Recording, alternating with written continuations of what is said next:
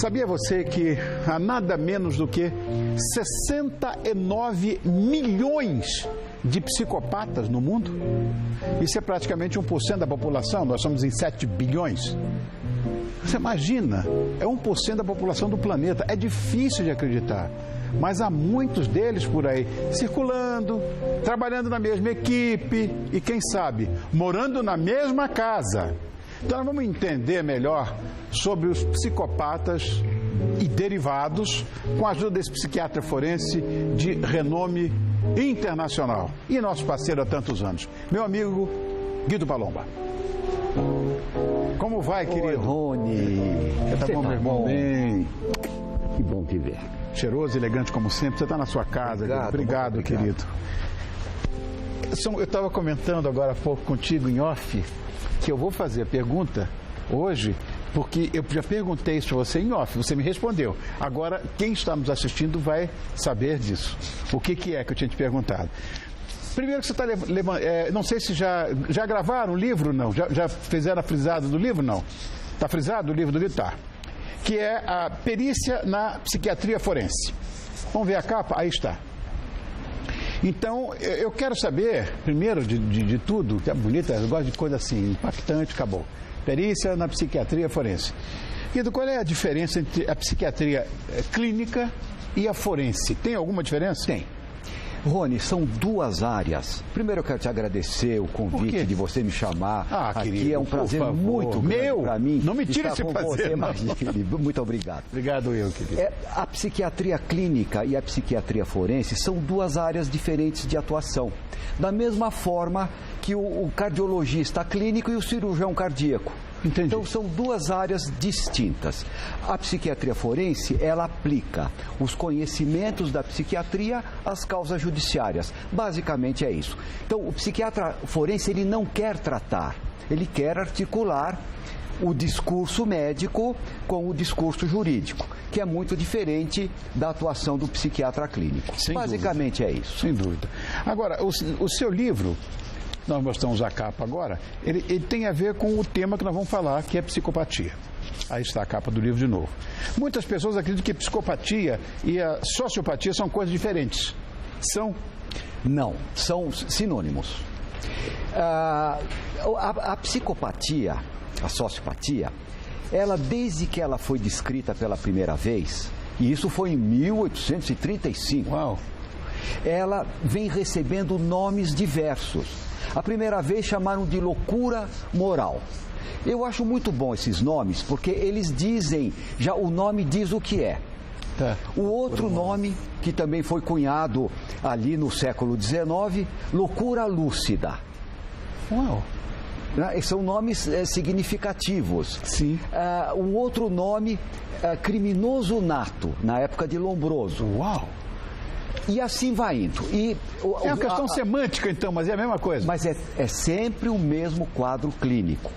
O quadro clínico, eu acho que a melhor definição que a gente tem para a psicopatia, pelo menos eu não encontrei melhor, é fazer uma analogia entre a noite e o dia.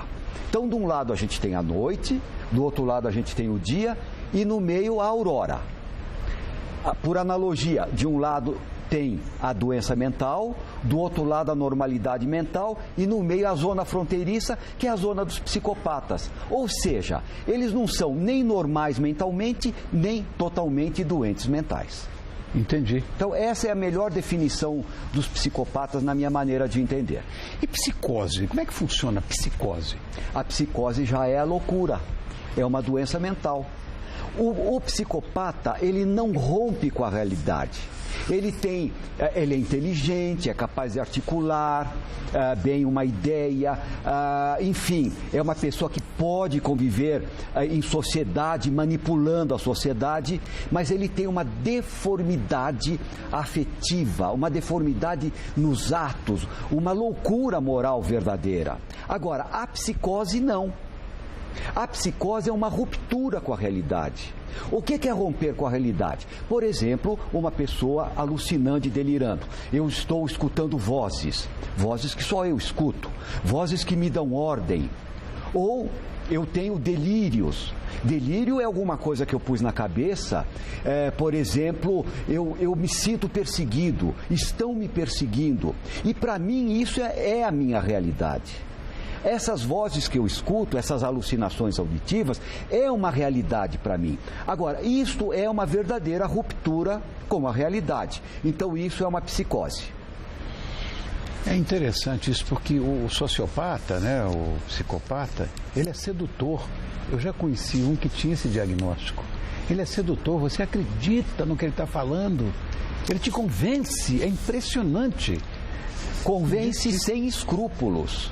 Porque se ele precisar lançar mão de alguns artefatos, artifícios para te convencer, ele vai lançar. Entre eles a mentira, a sedução. Mas no fundo, é sempre um mau caráter.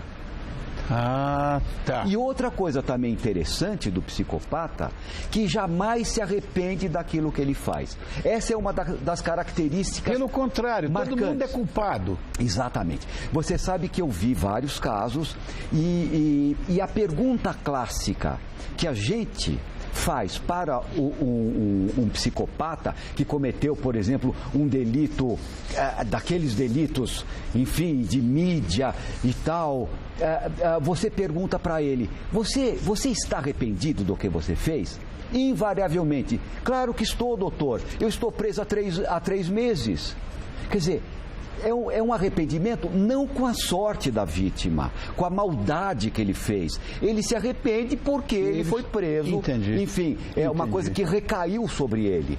Ou seja, é um egoísmo a toda a prova. Então, a gente pode dizer que um sociopata ou um psicopata, ele não tem empatia por pessoas, mas, ou seja, podem ser frios, podem ser violentos. Sim. Também não? Sim, a violência, a falta de remorso, ele só tem a empatia que ele tem, ou aquela pseudo-afetividade que ele demonstra, é sempre tentando um benefício próprio. Então, se ele precisa de você para determinadas atitudes, ele vai te usar e vai te seduzir, mas é sempre em benefício próprio. Nós estamos conversando e estão passando uma cena de alguns psicopatas. Meu Deus. Como é que você faz para diagnosticar? Como médico, como é que você faz para diagnosticar um psicopata? Rony, tem, claro, sim. Porque não é só aquela conduta naquele momento. Todo psicopata, ele tem um histórico, ele tem uma vida pregressa, pontilhada de fatos que se compõem para formar o diagnóstico. É como se fosse um quebra-cabeça que você vai recolhendo peças e vai montando e você vai ver uma imagem clara, distinta e adequada. Por exemplo, na infância, o que é comum aos psicopatas na infância? Maltratar animais, sim. Criminalidade precoce, mau aluno, com problemas sociais, uso de drogas, etc. E depois isso aí tem fase, né? Fase na infância, depois na adolescência, na adultícia, e assim vai a vida inteira. Eu queria mostrar um filme que me impressionou muito, um trechinho, Sim. Que é o Iluminado. E na volta eu vou fazer uma pergunta. Roda aí o Iluminado, a gente pode ver aqui. Little pigs, let me come in.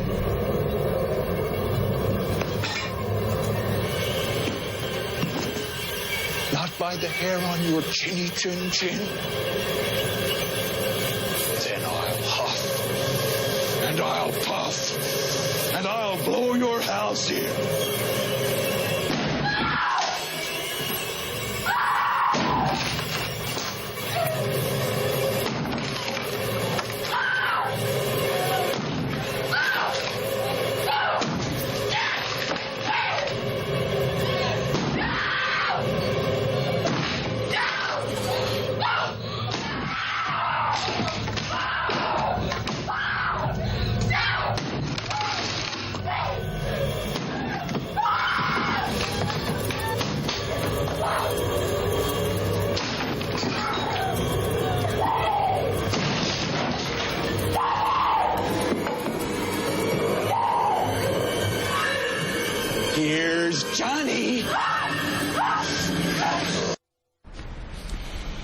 Pois é. Na verdade, essa cena que a gente acabou de assistir, esse personagem feito pelo Jack Nicholson, ele é aparentemente uma pessoa tranquila. Sim. E, de repente, sob pressão, ele se transforma noutra, que a gente viu aí. Exato. A gente pode dizer que se trata de um psicopata? Nesse caso, sim. Sim, porque né?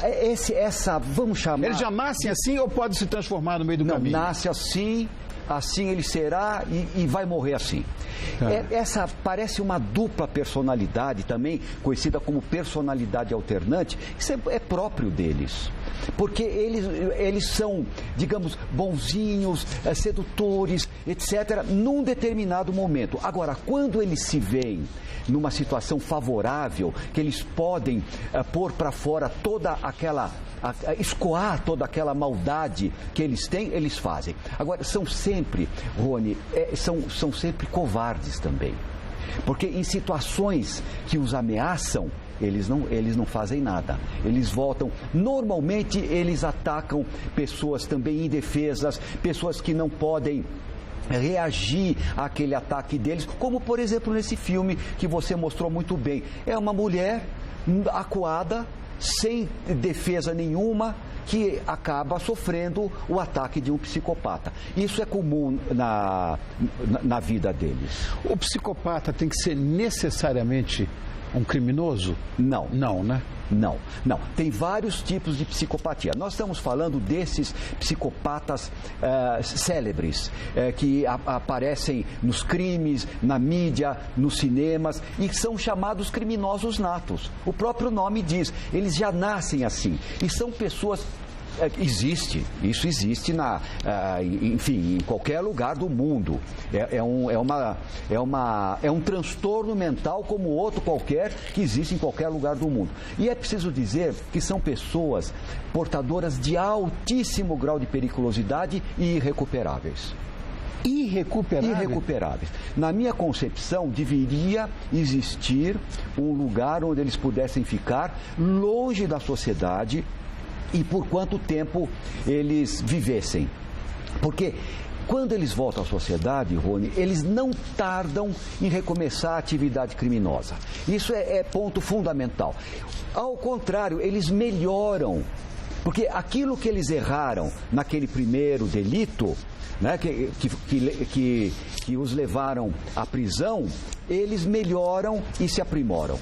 Essa é a realidade. Mas não necessariamente todos os psicopatas são criminosos. Não. Você tem outros tipos de psicopatas, como, por exemplo, psicopatas abúlicos. O que é isso? Abúlicos são aqueles que não fazem nada.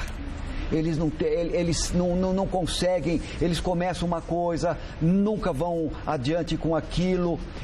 Então é interessante, porque são pessoas que realmente não fazem nada e não conseguem fazer. Tem outros psicopatas que são extremamente carentes de estima. Então eles vivem sempre se sentindo devedores da estima dos outros e não vão delinquir. Mas na verdade, eles delinquem mais por omissão do que por ação. Entendi. Mas podem delinquir nesse sentido. Sim, claro. Porque, olha, eu sei que muitas vezes os psicopatas passam desapercebidos. Ou seja, é mais comum do que nós imaginamos, porque é possível. 56 milhões é muita gente no mundo, né? Agora, em grandes empresas... Eu já soube disso, você vai dizer é verdade ou é mentira, se é ficção ou se é verdade.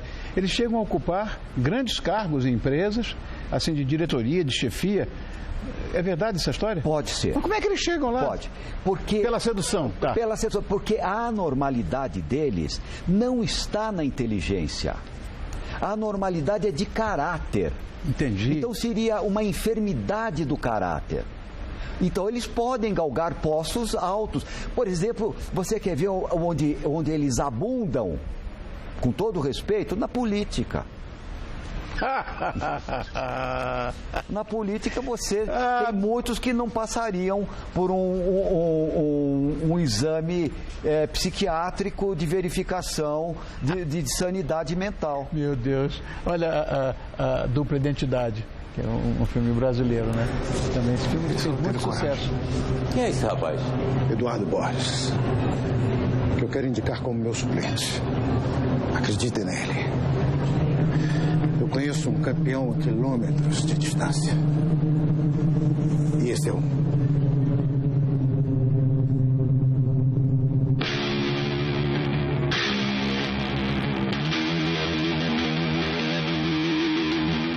O Bruno Galhaço faz um personagem indicado a um grande cargo e ele é um psicopata.